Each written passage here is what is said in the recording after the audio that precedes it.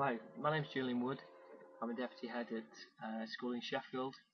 I'm also known as Ideas Factory on Twitter. I'm going to take you on a quest to use new technology to stimulate storytelling and writing. Along the way, we will overcome great obstacles. We will collect important information which will help us achieve our goal. At the end, as in all quests, we, the hero, will prevail.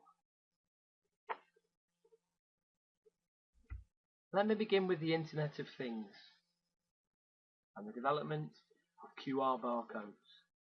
A QR code is a barcode that can store information that can be read by a mobile device. It can be text. It can lead you to a website, for example BBC, or a URL. It can lead you to a product catalogue, an actual product that give you money off. Or it can lead you to services such as Facebook or even Twitter.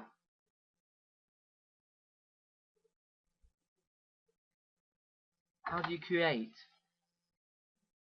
QR barcodes? Well, this is Deliver is something that is a content creator, it's a QR creator, and you read it on an iPhone. But hey, I know what you're thinking. They look great, but I couldn't use that in the classroom. Hey, well listen, and I'll try and convince you. Who tells story anymore? You know, the big whoppers, the big fish stories. Sadly, it's a dying tradition, oral storytelling, and that's my hook.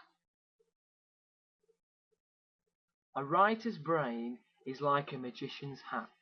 If you're going to get anything out of it, you have to put something in it first. My project was about putting something in. Each group of pupils had to create an imaginary journey or quest, to plot out a route based on their knowledge of the school and its environment, and then use these to create a fantasy map. On this map, the group then plotted 6 points which they were to name, such as the Tower of Doom, and to which they would assign an object or an entity like bows and arrows or a monster. They were then told that these points would ultimately lead and provide them with a means to vanquish the baddie or end of level boss positioned at the final location. And a QR code was used to represent all these objects. This QR code on the screen, if you were to read it, represents exactly what I've just said. Each class was split into 6 groups, and then they were paired. Here's a very simple demonstration of how we did it. Group 1 plotted a map on top of the school one. So we made a map of the school, and then they plotted their own story map on top of it. They then assigned QR codes to each location and went out to place them. So what they did was they found something on the internet, like an object, like a picture, and made a QR code from it, printed it out, and then stuck it up on their location, and then made the map of where they put it.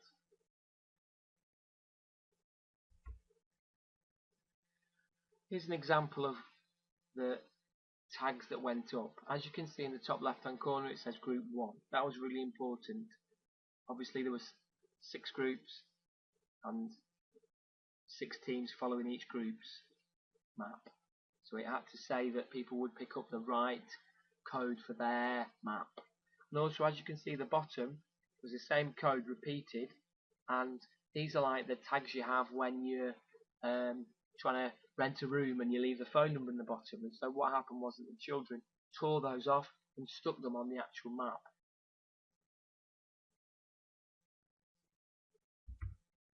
Then the first group gave the second group their map. They followed it with an iPod Touch, and a USB microphone, describing as they went on. So it wasn't the school playground anymore, but they were walking on the Marsh of Death. And as they were walking through the Marsh of Death and talking about it, they put their iPod touches up to the QR code and they were walking through the Marsh of Death. And they collected the Sword of Gideon. Will this sword ultimately help them defeat the baddie?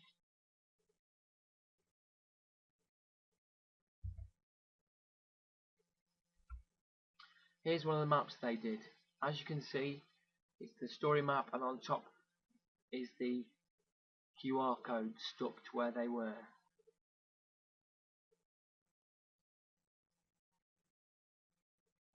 Australian Aborigines say that the big stories, the stories worth telling and retelling, the ones in which you may find the meaning of your life, are forever stalking the right teller, sniffing and tracking like predators, hunting their prey in the bush. Groups then shared their USB recordings. They polished up their stories and retold their quests to the class as a group orally. They then used this talk as a basis for their writing.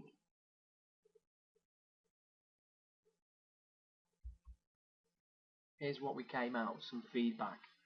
The Y4 teacher said, the children loved it and their writing and they've done so far is amazing.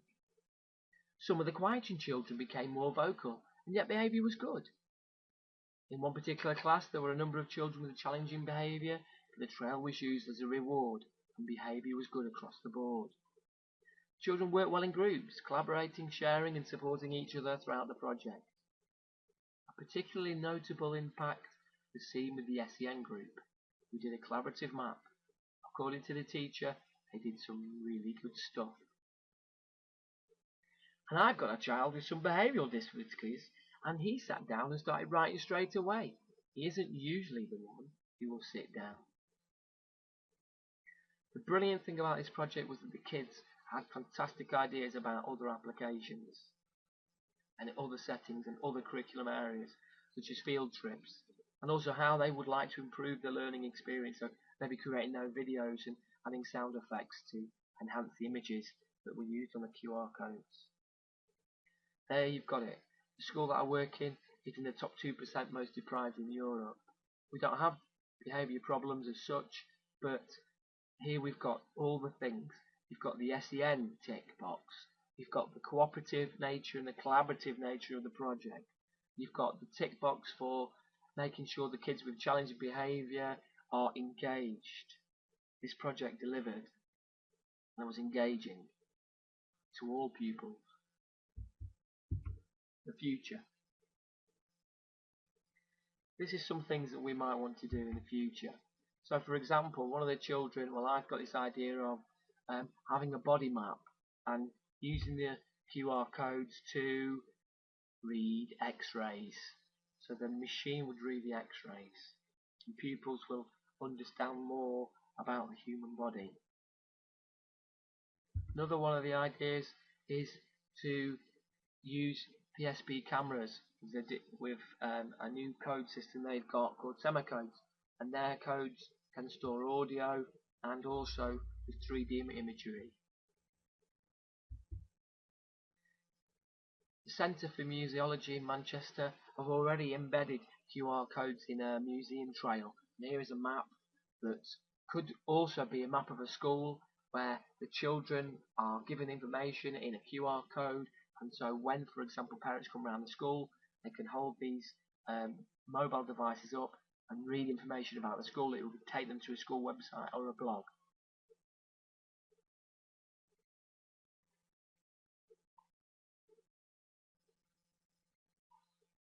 Our quest is drawing to an end.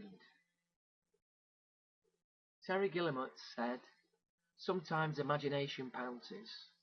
Mostly it sleeps soundly in the corner purring. Don't let that be your classroom. Make your pupils' imagination by doing something different. Thank you very much. Oh, and one more thing. That little voice in your head that says, wouldn't it be interesting if... Don't just think about it, actually do it. Thank you very much.